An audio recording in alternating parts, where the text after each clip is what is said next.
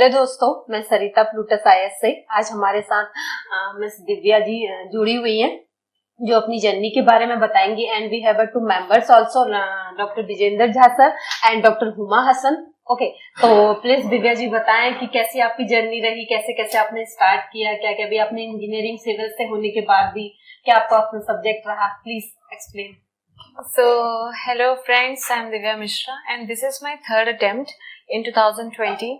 My first attempt was in 2018 and in my second 2019 I got the rank 312 and this year it is 28.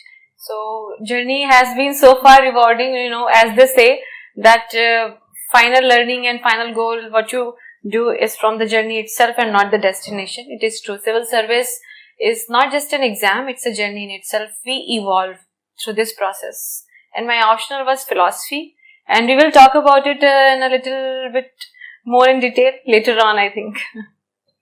Yes, please sir, aap sir se पूछिए, ma'am से पूछिए। Now you are IAS, right? Yeah. What should be the vision? What is the vision of yours about nation, about society as an IAS? So, now joining the Indian Administrative Service, I am thinking, have always thought like this, that ultimately it is about a spirit of service among each of us. What I will do when I join is to, be able to make sure that every common person, every child, every woman, they all have access to the basic services. And what I mean by basic services is the sustainable development goals, good sanitation, drinking water, electricity, health, education, all these things in the best possible manner. And because ultimately we are paid from the state exchequer and we are accountable to the people. So, and till to the future, the future students who are already preparing, what should be the strategy of their preparation? Start with the mains itself. The thing which has made difference in my scores this year is my strength in the mains and the answer writing. When the main syllabus is good, it helps not just in the prelims preparation but also in the interview stage, because it brings comprehensiveness in answers. And for that it is very, it's quite a common knowledge that we need to begin with NCERTs and then moving on to other specialized books, not completely covering them but touching those areas which are under the UPSC syllabus, and then finally application of that knowledge in terms of solving more and more number of questions, be it in prelims or it means, and giving the mock interviews for the final exam. Very good. From the last 2 years, the world is facing from COVID-19, and it is we have seen that there was an entire lockdown. How did you strategize your coaching or classes? What kind of method you opted? So the whole world has shifted online in the lockdown, so I also shifted online. I was always an online student. So that was the basic blueprint. But apart from that, at that time when we were home quarantine, lockdown going on, so as a student, our duty was to study and give our best in whatever we are doing. But as a citizen, it was important to contribute something in relieving this human suffering which was going on. So now after joining the service, we don't know how many pandemics we are going to see. Hopefully there should be none, but trying to prepare ourselves for any future that may have such things in place in it. Is language matter in the final selection? Sir, language is just a medium. We convey ourselves to the world by using the language. So UPSC is quite flexible when it comes to its language. It has so much flexibility and diversification. So I don't think language is a barrier at all. It is a bridge. It should be perceived like that. And this examination is called, you have to be regular, in your attempt, in your regular study. How long it is necessary to self-study, for the self-study? Say 6 to 7 hours. That is enough, but that should be done with the concentration, with sincerity, because we are not just doing a service to ourselves by preparing it with sincerity. We are also doing a service to the nation, and it should be taken just as a practice, because when we go to the service finally, it will be a 24/7 job. So being a student who is so sincere, it helps. Because this examination takes long time, and people face difficulty in self motivation. How did you self motivated throughout the period? So, parental support and a positive ecosystem of resources, mentors, teachers, and the prevalent expert advice that helps. But apart from that, I think it's the hard work. When we have studied that much, so that itself starts radiating the positivity. And if we start having faith in ourselves, that is the biggest motivation one could have. So your optional subject was philosophy. How did you choose philosophy? So the choice of the optional was purely guided by interest. When I first looked at the syllabus, I knew that I wanted to study it, and then I looked at the question paper on the philosophy, and I tried to write the answers, and I was comfortable in it. So this comfort made me sure in my decision of the option, and this is what I would recommend to the fellow aspirants also, that look at your interest and the comfort level, and then it is entirely upon your hard work and practice. The entire market, UPSC market is flooded of so many material, right? Printed materials, online materials. How did you, select your material, study material basically for your study? Sir, a few things are very common that should be covered by every aspirant. These are NCERT books, and the basic text. For example, if I am studying philosophy, then the O.P. Gauba book for the socio-political philosophy, and the Y.M.C. book for the philosophy of religion. If I am studying polity, then it is Lakshmi Kant. If modern Indian history, then the Spectrum. These are the common books which should be done thoroughly. And apart from that, I will emphasize that practice more on what we have learned, and through practice try to increase the knowledge base. Many students are confused when they start preparing. When should be the exact time when they should start preparation? In graduation, or after graduation, or after PG? Those who are very crystal clear, they want to become a civil servant, they should start as early as possible. And the definition of early, I will not define here because that is your life choice. It's your prerogative. But we have so much diversity in people, who are joining the civil services. Some have worked and then thought that they will prepare. Some are studying maybe post-graduation. They decide that they want to prepare. And some are those who are born and they are clear that I want to be a civil servant. So that depends entirely on that. But it's a journey. Always remembering this thing is important. And once we begin, don't look back. Have faith in yourself. And, be consistent. Be consistent, and it will take some time. It may not materialize and convert right away, maybe, but it will happen. So having that trust is very important. How was online okay for you, or it made some difficulties in accessing, because there is an offline-online debate, and the entire education system is transforming, right? Going from offline to online. Was online profitable to you in your time management and your study? Sir, I have always loved the touch of the books. Hard copy and offline classes are good. We develop a bond with the teacher, and so that helps. But, we have to be in the trend. I have always been online student. What online offers is vast accessibility to a large number of students without diluting the quality of the content, which is good in that. And second, time management also becomes easy because it reduces the hassle of going to the classes, coming back, and the associated tiredness which comes with it. But then it also has a negative side that mentorship might be missing, because we don't just need content experts, we need mentors in our lives, and especially the UPSC aspirants.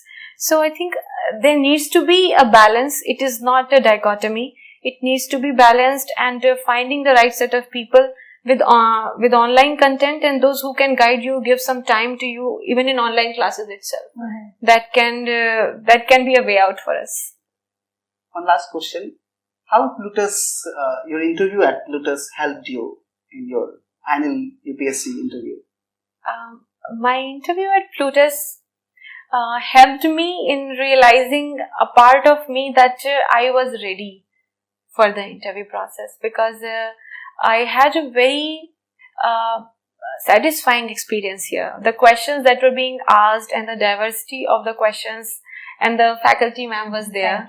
So it was amazing experience, and my mock interview is perhaps there. So in that it could be seen that I have benefited from that interview. Dr. Huma Hassan will ask you a few more questions. Okay. So Divya, my question is I try to be precise. See, there is debate going on that whether to take guidance or to take institute help or coaching help, or you need to do a self-study. So what is your take on that? I mean, is it good if you're having guidance from some institute, whatever it is, not only our institute, but any institute, does it help? Does it make any difference? Or self-study can also help? Ma'am, it is like that. When there is already a content available, large number of people have worked on that content to make it more suitable to the students, then it is a wise strategy to use that up. But sometimes it will be necessary, not a sufficient condition for the oral preparation. So that missing gap we need to find. Maybe every student is different.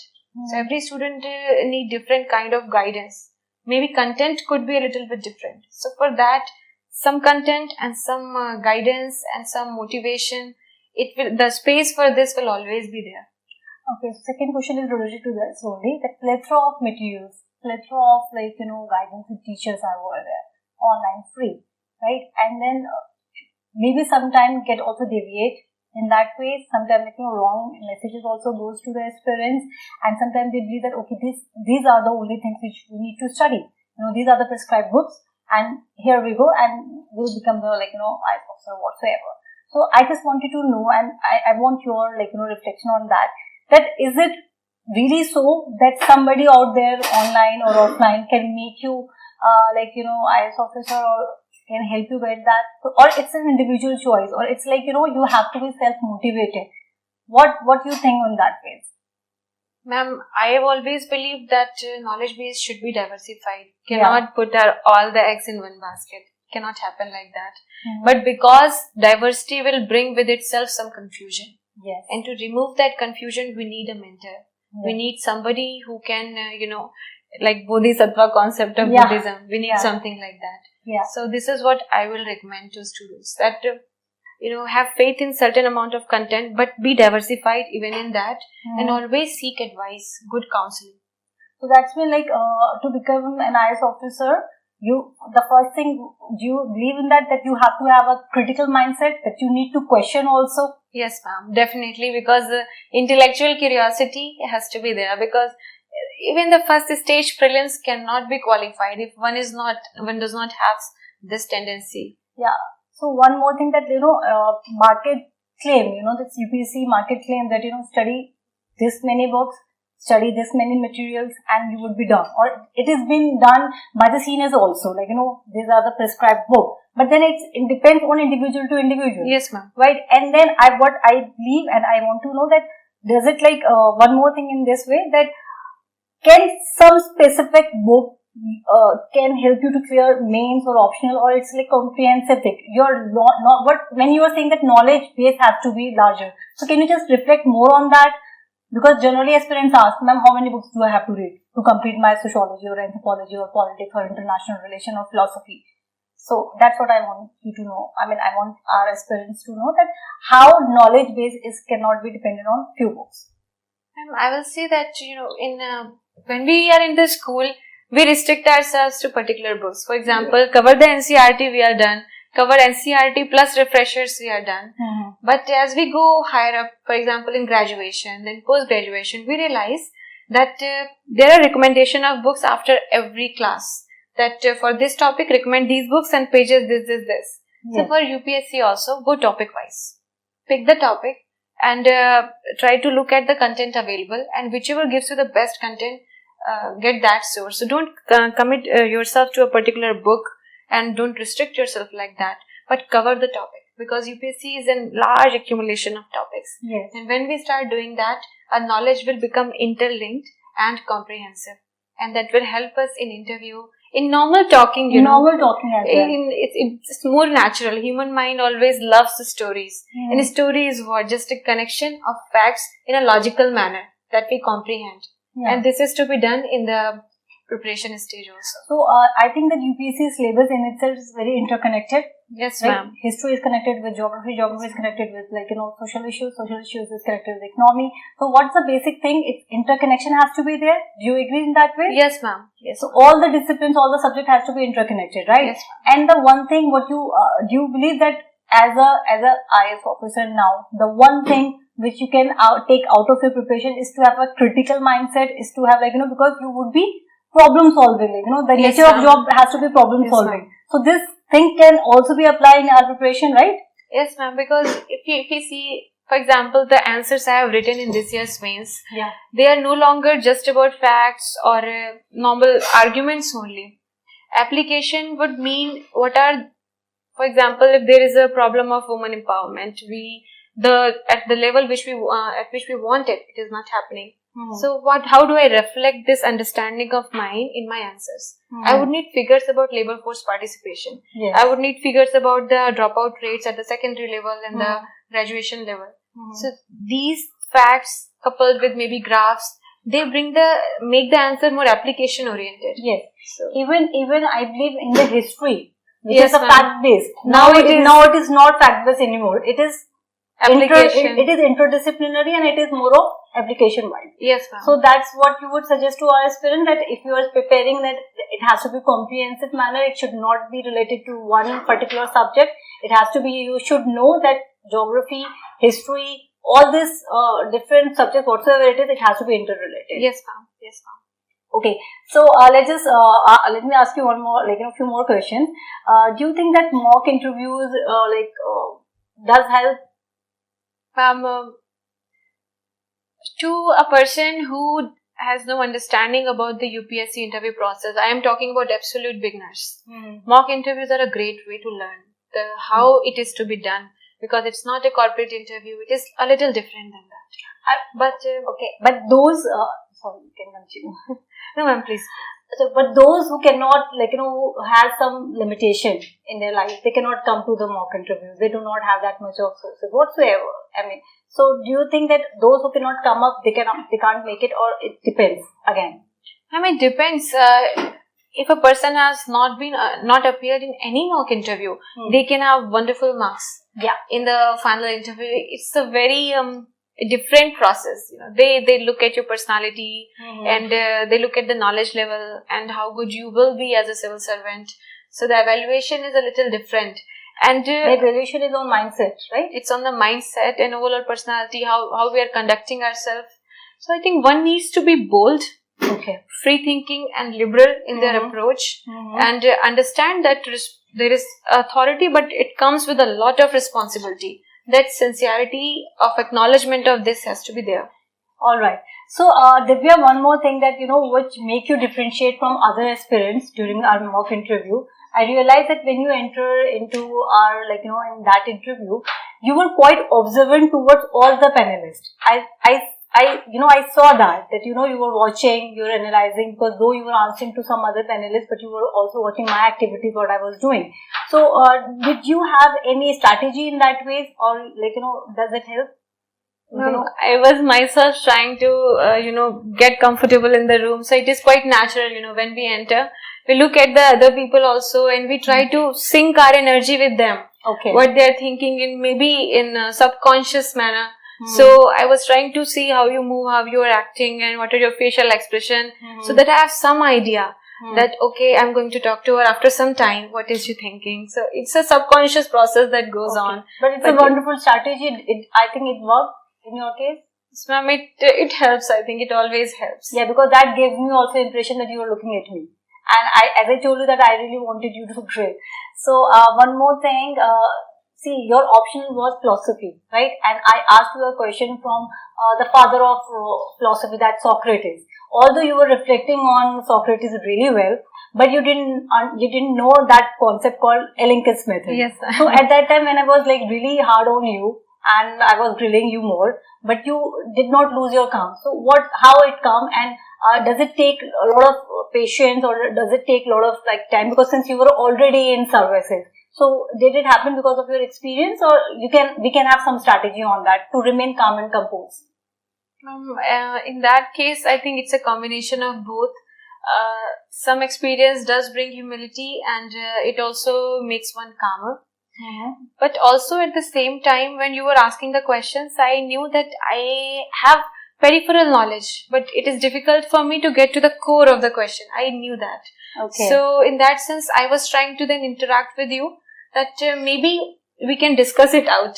That's because that is the purpose of interview. You are not there to actually grill me. You want to, talk to me. Yeah. And this is an instrument of this question through this. Yes. You are trying to talk to me. So that if a candidate has that awareness, then it brings humility and it is easy to communicate. Okay. Because that is how we are actually. We are curious. If we don't know, we would want to know. Yeah, because I remember I asked you a question on gender, right? That remember, I knew that you would be saying that about when I was asking about your mother. You said she's a homemaker, and then also there you reflected really well, although you did not know about that woman thing. So how did that come? Ma'am, in that also because you were talking about a very specific report which had come out recently at that time. Yeah. And I did not know the findings of that report, but I had idea that normally when we talk about homemaking, so it is about the care economy, what is its contribution to the GDP, how well we are doing. So in that also, there was a fact deficit, but I knew the overall idea, so I was trying to interact. So the bottom line is interaction. And that understanding comes because you have been into reading, as you said that you read diverse books, diverse subjects and all that. So I know why we were talking about that. I know that you want to look at my sensitivity towards the vulnerable section, towards these critical issues of our society. So because as an IAS aspirant, I believe that you would be dealing with this main, with this vulnerable section who has been left out. Yes, right. So those who are preparing from the rural sections and those who are not well aware, what message and what thing you can tell them how to prepare, because this is, as Vijender sir said, that it is one of the toughest examination, and it is one of the toughest examination only because when we are dealing with the subject we do not have much of awareness, and it is just not about tracking the exam, it is about to have your identity. Some people only give this examination to come out of their identity thing. So what you say to those sections also? First, it is for the rural children. I understand that there are a lot of issues. We have so much untapped reservoir of talent lying in our rural areas. So, by joining the civil services, it will be one of my chief targets that I will try to bring to them the government services, the digital education as much as possible. But apart from that, what can be done is that there are so many online digital platforms right now. So, if we have the digital infrastructure in place and digital literacy in place, these things can touch the lives of those children and they can have, their dreams about civil services fulfilled. But overall, yes, it's a challenge. It should be acknowledged in that way. And what we can do is a better outreach and making things affordable for them. And ma'am, about the overall preparation, I would say that ultimately civil services and those who somehow are not able to get success in this. So to answer to that is, civil services is not an end in itself, it's a means. I always repeat this because it's important to understand that a spirit of service can be manifested in our society in various ways by joining so many works. We have non-profit organizations working, freelance people. You are here, you are working here. So there are so many people who are relentlessly working for the welfare of the society in so many various ways. And civil service is just one of the ways, but not the only way. Yeah. So coming last question to you, that some senior bureaucrats often tell me that if you are good in essay, ethics, and the paper one, that is that history, society, history, geography, that one, and your mains, and if you can have good hold on this subject, can actually make a difference in your rank. Do you believe that? Because I also think that essay and ethics can be related, and the paper one can also be related. And apart from your option paper, whatsoever you choose. But okay, let's just straight away take option ko hata dete hain, then it will just take essay, ethics and paper one. Do you think that it can help if you have a good hold on this? Yes, ma'am. Essay, ethics and GS1, what they do is more comprehensiveness, societal aspect and historical background, geography, removing the geography from that equation. So there is a very high correlation between these three subjects. But at the same time, I would also like to emphasize that all topics are interlinked. Okay. No, not a single answer can be touched upon in its entirety and in its essence if we don't know the other aspects. For example, if I am writing about agriculture in my GS3 paper, then when I am talking about maybe challenges or something, I am going to touch on the political aspect, on the social aspect in one of my points. Maybe not the first point, but in the latter points. Okay. So it's very interlinked, and it is important because when we are in a real life also, which thing is isolated? Nothing absolutely. Yes. Everything is interlinked. Yeah. So therefore the preparation and the topics, their study should also be interlinked. And what about time management? Like, when you're writing your mains, there are too many questions which you have to answer. Yes, ma'am. And then there's a word limits. How you do that? How you got a control over that? Word budgeting, word economy is very important. We should use the right words at the right time and should not waste our words. And second is time management, which comes with the practice. So we have two sets of questions these days. The pattern changes, but last 3 years, the pattern is like this. The first 10 questions which are 10 marker and then 10 questions which are 20 marker. So in that, what one can do is maybe 7 or 8 minutes in the 10 marker question and 10 to 11 minutes in the 20 marker question. Okay. And I know I'm talking complete facts here, but that's great. Yeah. But one should do time management at home and in the real exam. I know it is difficult, but go with the second management also, not just minute management. Then it will happen. And in fact, in 10 markers, what we can do is, like, because that's a straight question, right? Yes, ma'am. So you can also reduce your time. Yes, you can write up in a 5 minutes if you have really practiced those questions. Yes, right? ma'am. Because you can model up your questions. This is the one topic, and the straight away you see that question, you're just going to write it in your papers. So that also can save time. I believe that 10 markers can also marked up, like, you can, because that's a straight question. There's no critical analysis over there as compared to 20 marker question. That's what I am asking you. Do you think that you did that in your paper? Like, that, okay, this is a topic and you straight away shoot. Yes, ma'am. Some degree of familiarity does help when we write the answers, because it reduces the time when we are thinking about it, because we are thorough about it. Yes, in 10 marker question, they are more exact. Yeah. And we need not go into in Hindi we say भूमिका बनाने के लिए ज़्यादा समय नहीं देना चाहिए, सीधे आंसर में आना चाहिए. So maybe introduction can be short, the answer could be more precise and quick conclusion. Yeah. But in 20 marker it is very critical analysis, it is very analytical in nature.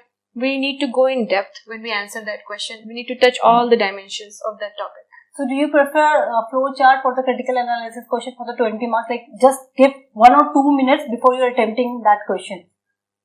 Ma'am, depends on the topic which has been asked. Sometimes we are familiar with the topic, so we have studied it so well that we will just start. Okay. But sometimes when, the knowledge is in very scattered manner, then we do need that flow chart and we need that time. But I will emphasize that ultimately the time is too short. So whatever we do, it has to be really, really quick. Alright, thank you so much. I think और बहुत सारे छात्र जो होते हैं वो actually Hindi माध्यम से होते हैं, right? And we entire discussion was actually हमारा जो पूरा डिस्कशन था आज का वो पूरा इंग्लिश डोमिनेटेड था. हिंदी जो हिंदी क्षेत्र से लोग हैं उनको क्या प्रॉब्लम होता है कि हिंदी इंग्लिश और फंस जाते कहीं अपने आप को फंसते हुए दिखते हैं. उन लोगों के लिए आप क्या कहना चाहेंगे? सर, मैं इतना आशान्वित हूँ न्यू एजुकेशन पॉलिसी 2020 के आने के बाद से कि चीजें तो बहुत बदलेंगी. लैंग्वेज एक बैरियर की तरह जो है वो खत्म हो जाएगी धीरे धीरे, और इसका रिफ्लेक्शन यूपीएससी में भी मिलेगा. मैं ज्यादा तो नहीं जानती, लेकिन कई लोगों से मैं इस बार मिली अपने इंटरव्यू के दौरान जो लोग हिंदी माध्यम से थे. उन्होंने बाकी मेंस इंग्लिश में लिखा पर वो इंटरव्यू हिंदी में दे रहे थे, एंड अच्छे इंस्टीट्यूट से ग्रेजुएट्स. सो इसका मतलब है कि मेंस आंसर लिखा इंग्लिश में बट इंटरव्यू हिंदी में दे रहे हैं क्योंकि वो कंफर्टेबल है हिंदी इंग्लिश के मिक्स कंफर्टेबल जोन्स में. Yes sir, and I don't know about the performance, have not time नहीं मिला उनसे बात मिलने का, बात करने का, लेकिन आप समझ सकते हैं कि चेंजेस तो आ रहे हैं. तो जो भी लोग हिंदी को अपने लिए एक ये मान के चल रहे हैं कि इससे कोई प्रॉब्लम आएगी, ऐसा बिल्कुल भी नहीं है. आप अपने कंटेंट पे फोकस करिए, आप अपने नॉलेज पे फोकस करिए, अपने ऊपर भरोसा रखिए. लैंग्वेज अब इंडिया में बाकी कंट्रीज की तरह भी हो जाएगा. Language is not going to be an obstacle. It will be fine. The content, rationality and spirituality about the civil service preparation, that will be enough. और ये जो लगातार 2 साल का है उसमें हेल्थ का बहुत इशू होता है, बहुत बच्चे को हेल्थ का लेकर के प्रॉब्लम होता है। किस तरह आप अपने आप को हेल्थ को लेकर के कॉन्शियस थे कि मुझे एग्जाम देना है तो मुझे हेल्थ अपना सही रखना है, because health is a wealth, right? Because time is a very precious, मतलब समय जो बहुत है, बहुत महत्वपूर्ण है। तो किस तरह से आपने समय, मतलब स्वास्थ्य को सही रखा? सब वैसे तो छोटे से ही मैं थोड़ा सा स्पोर्ट्स की तरफ ओरिएंटेड रही हूँ, तो वो चीज थोड़ी मुझे हेल्प करती है। लेकिन मैं खुद भी अब थोड़ा सोच रही हूँ कि मुझे मेडिटेशन और योगा को ज्यादा फोकस करना चाहिए। और जिस तरह से हम अब मूव कर रहे हैं आफ्टर पैंडेमिक, और हर कोई समझ रहा है ये चीज की इमोशनल रेजिलियंस, इमोशनल इंटेलिजेंस बहुत इंपॉर्टेंट हो रही है पढ़ाई में, नॉर्मल सोसाइटी में रहने के लिए भी। तो मैं कहूँगी कि मेडिटेशन करें, योगा करें, रनिंग करें और अच्छी डाइट रखें, और सबसे इम्पोर्टेंट है अपने आसपास उन लोगों को रखें जो पॉजिटिव हो। और आप जिससे भी मिल के आए उन लोगों से मिले, जब उनसे आप मिल के निकले आपको कॉन्फिडेंस फील हो, आपको लगे कि आपने कुछ एनर्जी मिली आपको उन लोगों से मिलने के बाद। और जब आप कुछ लोगों से मिल के आ रहे हो और आपको लग रहा है हम तो थक गए, ये क्या हो गया, बात क्या थी, so that means there is a drainage of energy there, and talk to them that they should not talk on those topics to you as long as you're preparing for the civil services. So it is a test that I would say, energy concept, positive energy, negative energy. Thank you, Divya. Thank you, sir. Thank you, ma'am. Many congratulations Thank you. again for your great success, and hope you will, you will do better for this country and this society, and you'll have inquiring mind, questioning mind. Thank you, sir. I will try. Thank you.